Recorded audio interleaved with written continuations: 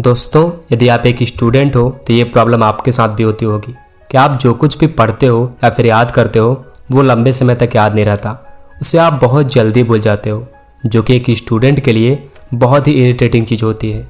बेचारा एक स्टूडेंट इतनी मेहनत के बाद तो एक क्वेश्चन याद करता है और वो भी समय आने पर काम नहीं आता, उसे भी वो एग्ज़ाम के दौरान भूल ही जाता है। ऐसे में एक स्टूडेंट कैसा फील करता है मुझे बताने की ज़रूरत नहीं है, वो आप खुद जानते हो।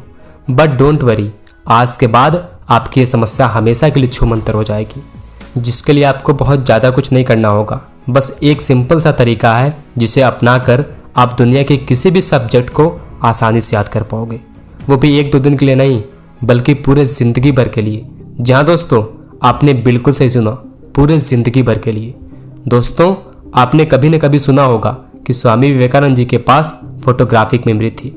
फोटोग्राफिक मेमोरी एक ऐसी मेमोरी होती है जो लोग भी इस मेमोरी को हासिल करते हैं उन्हें मात्र एक बार पढ़ने से ही पूरी किताब कार्बन कॉपी की तरह उनके ब्रेन में छप जाती है। यही वजह थी कि स्वामी विवेकानंद जी जो कुछ भी एक बार देख लेते थे वो उन्हें हमेशा के लिए याद हो जाता था।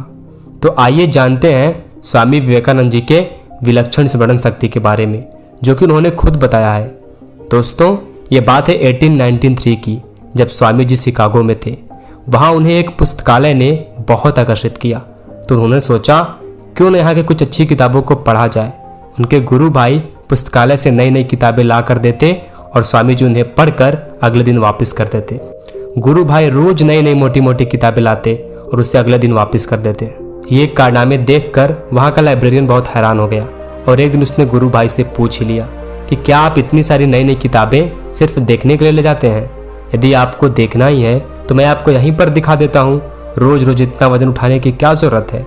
लाइब्रेरियन की ये बात सुनकर गुरु भाई ने गंभीरता पूर्वक कहा कि आप जैसा समझ रहे हैं वैसा कुछ भी नहीं है। हमारे गुरु विवेकानंद इन पुस्तकों को पूरी गंभीरता से पढ़ते हैं फिर वापस करते हैं। यह सुनकर लाइब्रेरियन आश्चर्यचकित हो गया। उसने कहा कि यदि ऐसा है तो मैं उनसे मिलना चाहूँगा। अगले दिन स्वामी जी जब उनसे मिले तो उन्होंने लाइब्रेरियन से कहा कि महाशय, आप हैरान ना हो, मैंने उन किताबों को सिर्फ पढ़ा ही नहीं है बल्कि वो मुझे पूरी तरह से याद भी है। इतना कहते हुए स्वामी जी वापस की हुई कुछ किताबें लाइब्रेरियन को थमाई और उनके महत्वपूर्ण अंशों को वर्ड बाय वर्ड सुना दिया।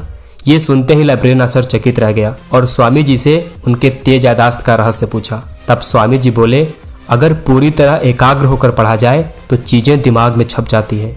इंसान का दिमाग बहुत ही शक्तिशाली होता है, वो चीजों को कभी नहीं भूलता, लेकिन उसके लिए जरूरी है आपको अपने मन की और दिमाग की शक्ति को पहचानना, और ये शक्ति मेडिटेशन और बार बार प्रैक्टिस से आती है।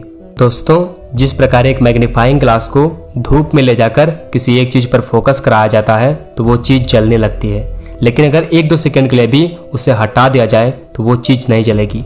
ठीक उसी प्रकार यदि एक स्टूडेंट अपने मस्तिष्क को किसी एक चीज पर पूरी तरह से फोकस करे तो वो उसे आसानी से याद कर सकता है। हमारे दिमाग में असीमित शक्तियाँ होती हैं, लेकिन हमारा दिमाग हजारों जगह बटा होता है।